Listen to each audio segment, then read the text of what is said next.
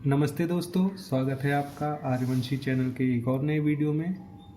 और इस वीडियो में हम एक ऐसे पौधे के बारे में, ऐसी वनस्पति के बारे में बात करने वाले हैं जिसकी जड़ें ही नहीं होती हैं।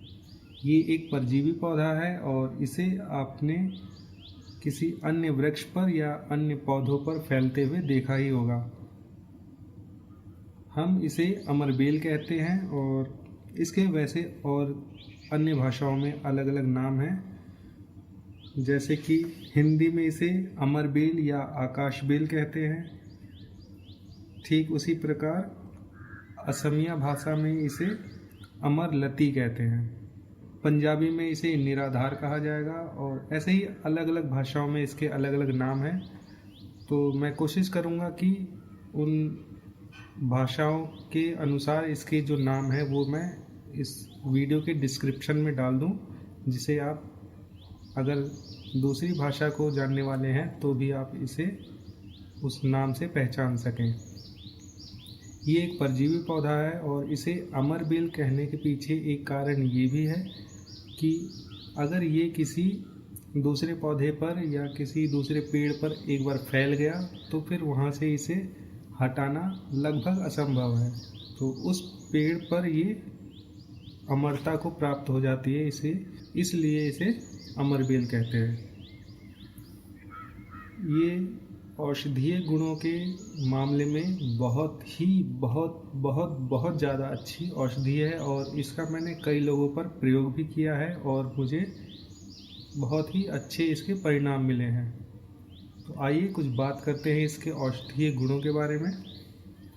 सबसे अच्छा और सबसे ज़्यादा प्रयोग मैंने इसका बालों के लिए किया है, क्योंकि कुछ लोगों को सर में रूसी हो जाती है या फिर बाल झड़ने की जो समस्या है, उसके लिए मैंने इस औषधि का काफ़ी ज़्यादा प्रयोग किया है और वहाँ मुझे अच्छे परिणाम मिले हैं। तो अगर आपके बाल झड़ रहे हैं या बालों में रूसी हो गई है तो उस समय आप क्या कर सकते हैं कि इस अमरबेल को आप किसी पौधे पर से उतारिए और काफ़ी लगभग 1 किलो या आधा किलो आप इस अमरबेल को लीजिए और उसे पानी में डालकर उबालिए।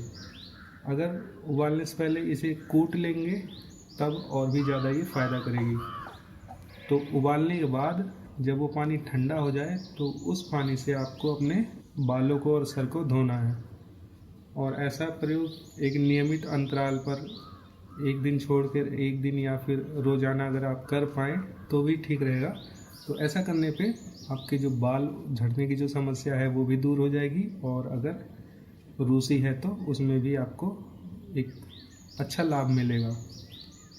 दूसरा प्रयोग आप ये भी कर सकते हैं कि अमरबेल को तिल के तेल में डालकर इसको पीस लीजिए और पीसने के बाद एक तरह से छान लीजिए इसे। और अगर उस तेल को आप अपने सर में लगाते हैं तो भी आपको जो बाल झड़ने की समस्या है वो दूर हो जाएगी। तो 2 प्रयोग मैंने आपको बताए। एक तो आप इसे पानी के साथ उबाल कर फिर ठंडा होने के बाद उससे अपने सर को धोइए, और दूसरा तिल के तेल में इसको पीस कर और फिर उस तेल को सर में मालिश करने से आपके बाल झड़ने की समस्या दूर हो जाएगी। अब अगर हम पेट दर्द की बात करें तो यहाँ भी इसका आप प्रयोग कर सकते हैं। इस अमरबेल के पांचांग का काढ़ा बनाइए और उस काढ़े से अगर आप पेट पर सिकाई करते हैं तो उस अवस्था में इससे पेट दर्द में लाभ मिलेगा। तो जिसे पेट दर्द की समस्या रहती है वो ये प्रयोग कर सकते हैं।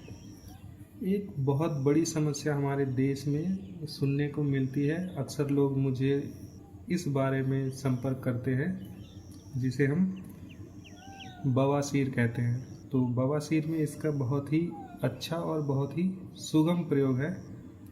बस इसके 10 ml या 15 ml अमरबेल का जो रस है वो लीजिए और इसमें 5 ग्राम से 7 ग्राम 8 ग्राम लगभग आधा, अगर आप 15 ml लेते हैं तो 8 ग्राम के आसपास, अगर आप 10 ml लेते हैं तो 5 ग्राम के आसपास काली मिर्च मिला दीजिए।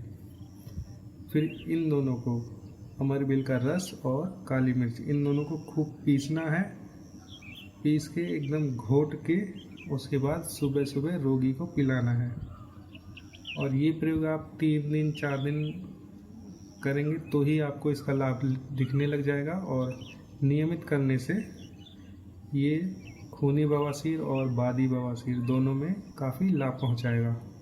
तो एक बवासीर जो एक महामारी बनती जा रही है, उसमें भी आप इसका प्रयोग करके लाभ ले सकते हैं। एक प्रयोग और है जिसे आप गठिया रोग के लिए कर सकते हैं।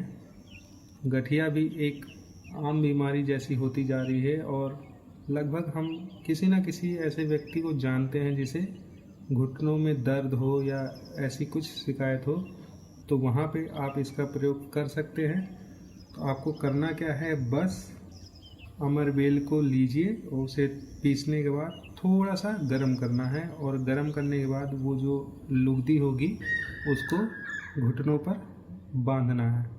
और ऐसा करने से नियमित अगर आप ऐसा करते हैं तो जो गठिया के लिए जो दर्द होता है गठिया रोग में, वो भी दूर हो जाएगा। एक और बीमारी होती है जिसे कंडू कहा जाता है। कंडू को ऐसा समझ सकते हैं कि ये एक छोटा कुष्ठ रोग है। मतलब एक कुष्ठ रोग तो हम जानते ही हैं, कुष्ठ रोग का एक छोटा रूप जिसे कंडू कहा जाता है। तो इस रोग में भी त्वचा पर खुजली जैसा प्रतीत होता है और लगभग अन्य औषधियों से ये ठीक भी नहीं होता है, क्योंकि जिस प्रकार कुष्ठ रोग एक बड़ी बीमारी है उस प्रकार कंडू भी होता है। तो उस अवस्था में भी आप क्या करना है, आपको कि अमरबेल को पीसना है और खुजली वाले स्थान पर लगाना है। ऐसा करने से कंडू रोग में लाभ मिलेगा। तो ये कुछ प्रयोग थे जिनका उपयोग आप कई रोगों को भगाने में कर सकते हैं। तो आज से आप अमरबेल को एक औषधीय पौधे के रूप में ही देखें और जब भी ज़रूरत पड़े तो इसका लाभ अवश्य लें। इस वीडियो में हम इतना ही रखेंगे। आपसे विनम्र निवेदन है कि इस चैनल को सब्सक्राइब कीजिए, वीडियो को लाइक कीजिए और इसको शेयर कीजिए, जिससे कि अगर कोई ऐसा व्यक्ति है जिसे इस वीडियो की ज़रूरत है तो उस तक पहुंच सके। मिलते हैं एक नए वीडियो में कुछ और नई जानकारियों के साथ। तब तक के लिए नमस्कार।